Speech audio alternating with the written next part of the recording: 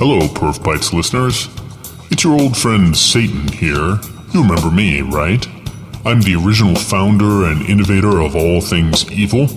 That's evil spelled now with a lowercase e dash capital V-I-L. Evil. It's totally mod.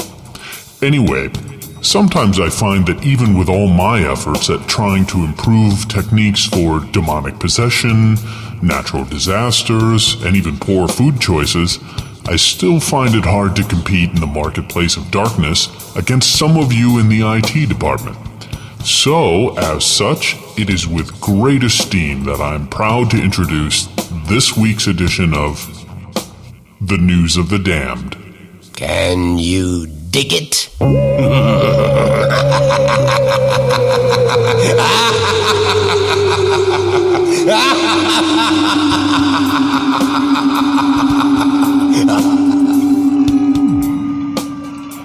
Welcome, everybody, to the Super Bowl edition of News of the Damned. I almost wish we had that Super Bowl theme song and a couple of whistles playing. Super Bowl edition? What's up? Super Bowl is always a great time for website outages, and we had a few, didn't we? We did. This year was better than most, and most of the issues were related to the car industry. Cars, big time. There were tons of big car, luxury item cars. Yeah, there were luxury item cars, cars announced, insurance for cars and stuff like that. So we'll begin with the top one. Just a few commercials in, and Maserati announces the new Maserati Ghibli four-door sedans for the United States, six-cylinder engine, 400-plus horsepower, 175 miles an hour, a four-wheel drive. Sorry, Mark, I'm getting excited. But what they didn't count on was all of this excitement. As it turns out, the website went down. No surprise. People were so bored watching Peyton screw up all of the Broncos plays. They were like, "Oh, I might as well go check out this new Maserati." Well, Mark, this was just a few commercials in from the very beginning. Well, remember Peyton's first screw up was 12 like the seconds. Safety or something like that. Yeah, good Lord, yeah. So I went out and I took a look at the Maserati US website just to see what was going on. And as it turns out, Maserati did all of this in-house. I did an NS lookup on Maserati.com. They didn't have any content providers involved. Yep. They only had a couple of load balanced hosts inside of DNS that were servicing all of these requests. And it looks like they didn't come to the party with a good dance partner. Someone who'd been here before, who could make them look good on the dance floor. Chrysler has pulled this off very well over the last few years. Yeah. But Chrysler is a new corporate cousin in the Fiat group. Maybe there wasn't a whole lot of cross-pollination there with Maserati. When you're looking at Super Bowl advertising, it's not just the issue of spending the $4 million for the 30-second ad, getting the creative team that can actually build the really hot commercial, and then what's this thing called load? Demand management. We have to do something there, even if it's putting up 40 websites in the cloud on Amazon or something. You have to be able to handle that. Yeah. And so you need a full-featured partner who's going to walk you through this process. And I do have a perspective on where the load actually came from, Mark. Really? There are really two audiences here.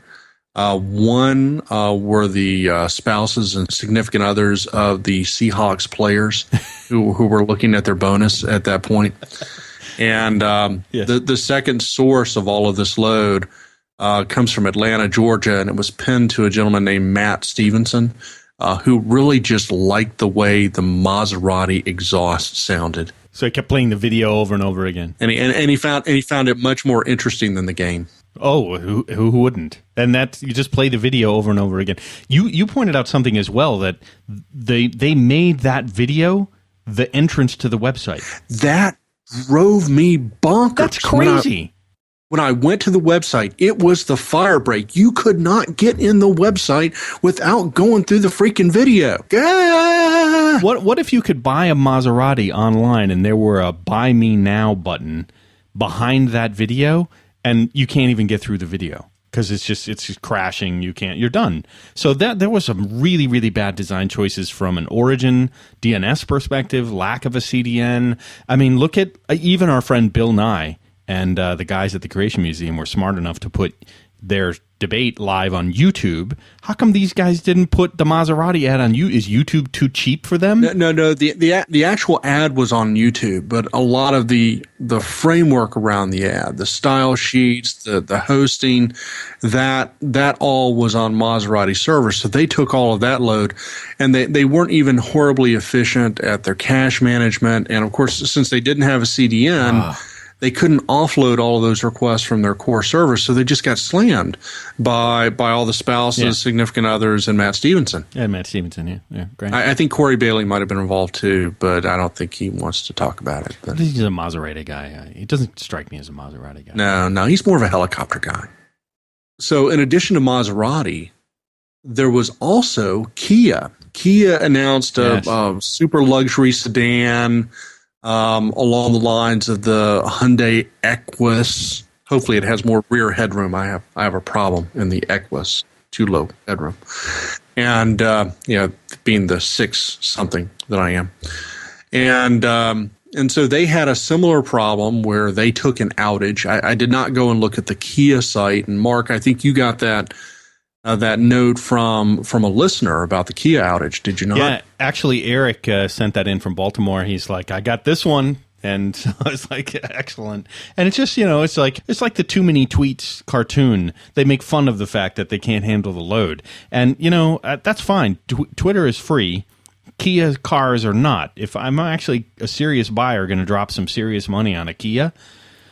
I mean, granted, it's not Maserati money, but that's serious revenue. In this case, Mark, I think it is Maserati money. It is Maserati money. Yeah, that was, and I love the ad, by the way. Lawrence Fishburne, that was awesome. And Mark, speaking of tweets, speaking of Twitter, Esurance took an outage regarding their kind of contest at the end of the Super Bowl. Tweet this and you could earn a bucket of money. Yes. Well, evidently a lot of people wanted to earn some money back from the bets maybe that they had lost on the Super Bowl. Yes. Yeah. That lost on the Broncos. Yeah, exactly. Yeah. So that was a classical of, oops, we didn't think people would be interested in money. It also was at the end of the Super Bowl, and I think some people were just so ready to move on from watching that terrible football game. Hey, Mark, I came in for the last minute. Other than that, I was watching the Puppy Bowl. You were watching the Puppy Bowl. It was much more exciting. Puppy Bowl is way better, and they had a Kitten Bowl this year as well. Yep. And again, Animal Planet, their website doesn't go down. No, it's fantastic. No problems. Yeah, exactly. Next up, Mark, you're going to have to help me with this website pronunciation. I'm going to massacre it. But there was a German internet security firm that crashed after an announcement of 16 million accounts being compromised. Oh, yes. And with a firm in Germany. So there was a website that was set up allowing citizens to go and basically put in their information to see if their accounts have been compromised. And, of course, you have 16 million people who are now interested. What do you think happened? A website go boom. Yeah. A website go boom. Very boom. Yeah, this is a classical case of you have a limited window in which you have to notify people. You have probably most of them as interested parties. So a very high percentage are going to convert to actually come and take a look at the website to see if their accounts have been compromised. And so you have to plan for a very high load. You also have a pinch point in the architecture, which is likely a database where you actually have to go and do all the lookups. Now, there are a number of ways that you could have architected this. You could have gone for an in-memory database model like a MongoDB. You could have gone for an HBase or something of that nature to improve the speed, widen the I/O path. But in this case, this was not anticipated, not planned for. And as a result, when the load arrived, it really took out the site. And Mark, please pronounce this name. Yes. Unfortunately for the visitors to the Sicherheitstest BSI.de. The BSI safety test? Sicherheitstest. Yeah, I would have absolutely slaughtered it. Genau. Dieses Website hat geboomgangen. That needs no translation. Yes. Yeah. And finally, Mark, it's a weather-driven event, really from my backyard. Yes, an ice storm you had down there. Yes, at the end of last month, most of the southeast was turned into the planet Hoth from The Empire Strikes Back. You may have seen images of the city of Atlanta with Imperial walkers in the background, particularly in the Marietta area, if I recall. Yes. One of them was hovering over Krispy Kreme donuts right across from the Big Chicken. It was kind of disturbing. Yes. But that ice storm went all the way south into the coastal region of the Carolinas, impacting places like Charleston and Myrtle Beach. And the big news in South Carolina was the state's biggest glitch, other than its inability to clear the roads because we really have no ice removal equipment because it's not really made. Yeah. Is just table salt. Just go out with some table salt and pour it on the street, folks. Just help them out. No, because then it eats away at the asphalt and the concrete. Yeah, it's better than not having salt. Yeah, well, good point. And it tastes better. Yes, yeah, that asphalt has a nice salty taste that we all enjoy.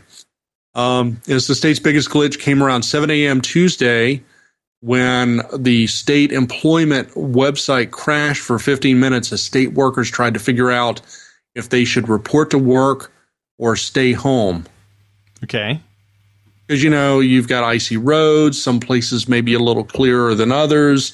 You call in, you go to the website, you see if you're called out. Like school closing. Yeah. And actually, we have had some school closing website failures along exactly the same line. Which makes no sense if it's mostly static content. But this, I could see there'd be some slight changes in certain jurisdictions or certain things if it's dynamic, but this is mostly static. They make a decision and then they send the information out. It's already done. Yeah. And, well, it could be like a railroad system where you actually have to sign in and put in your credentials and it shows where you are on the list or something like that. Yeah, that's ridiculous. But Mark, now that we've come to the end of another segment of News of the Dam, there are two pending issues industry-wide that I think we need to talk about. Really? Let me guess. Healthcare.gov? No, we're not allowed to talk about that because it's still not working. One is something that we've referenced before, which is the 2020 problem. Yep. Which is the sliding window issue that was used to address a lot of Y2K issues that for any math that resulted in a negative number, we would add 20 or 30 to it so that we would get out to 2020 or 2030 before we actually had to address the problem for 2-digit years. Well, guess what? It's right around the corner. Yeah, we're looking at 5 years, boys and girls. Yeah. Time to fix it. So you bought some time. Now we can outsource to Micronesia because that's where the COBOL developers are. Yeah, exactly. So there's that issue. And we are now a little bit less than a year from an election, which means all of the states and counties boards of election are going to have to post their results. Yep. Which is static on an outbound sense, but dynamic as it's posted. Yeah, it's you've got a time to live on the dynamic content, but all the static content, style sheets, logos, things of that nature can all be cached. Now is the time to test. Now is the time to set your strategy for what you're going to test, how you're going to simplify your site, how to make sure that it scales well and gets the information to people that is going to be useful for them. So two issues that we want to keep bringing up. One is elections coming up a little bit less than a year. All state, county, city governments, you're on the hook here. We're looking for good performance this next go around. And then Y2K20. Yeah, why 2020? Why 2020? Because why not 2020? Why 2020? Because we didn't fix the problem the first time. Exactly, because we didn't fix it in 1999 when Prince told us we were just had to party, and that was it. Yeah. And that's not how it worked out. Well, James, thank you once again for the Super Bowl edition of the News of the Damned. Of course, then there's music that comes on like this. And we would say some outro stuff. I have outro music. So we would be talking about things like, Please keep in mind the fact that News of the Dam is a copyrighted and protected segment of PerfBytes. Copyrighted and protected, similar to the contents of your website, even if you don't test it. Or if you're stupid enough not to test it and then it gets crashed and compromised. I don't know, what else would you say? If you haven't called your CDN provider already, expect a large ghost to crawl out of your monitor screen and chase you until you actually call them. It's like Ghostbusters. It's like a green thing comes climbing out of the screen. Don't get slimed. I was thinking more like that Japanese film with the woman with the well and the VCR. Oh, yeah. No, The Ring. In the Ring. States, it was The Ring. Yeah, the creepy, watery girl. So, Yeah. Yeah, she was scary. That was a scary movie.